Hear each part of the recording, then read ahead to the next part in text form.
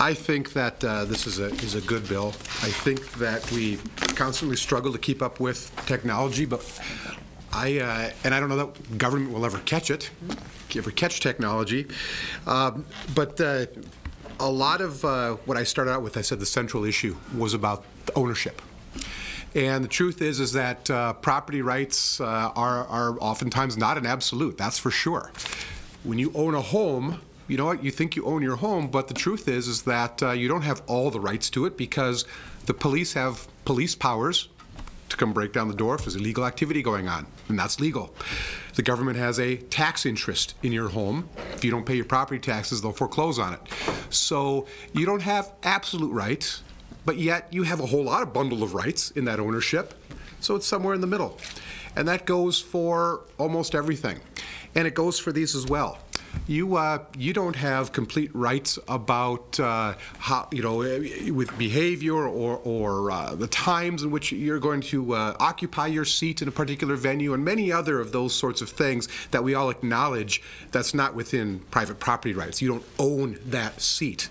But you do have a right to that seat for that time, and if you want to transfer that to somebody else, you ought to be able to do that. And as I said at the beginning, this is this issue certainly has a couple of levels. There's certainly corporations that are fighting about this as well, but there's also what I'm primarily interested in is the right to consumers to be able to transfer their tickets without undue restrictions. Senator Brown mentioned a question. He mentioned with his question about the grandmother and her daughter, but what about the myriad of other instances where you're at work and you want to give a ticket to somebody? What about employee incentives where you give tickets to somebody else? How do you handle that if you have to show up at the venue and swipe a credit card? I mean, there are so many things that would restrict those free transfers. The question was raised about why are some of the venues exempted, and my first answer is that I really can't really conceive of some of those smaller venues having an issue with this. That was the first thing. A more practical response would be, for example, the State Fair. State Fair is a nonprofit, quasi-state agency, and I just don't see them as being, caught up in this issue as well.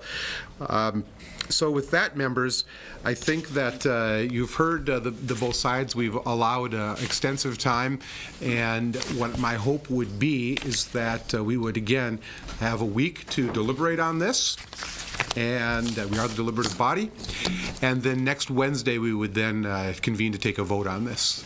So with that, Mr. Chairman, we are going to lay over Senate File 425 till next Wednesday.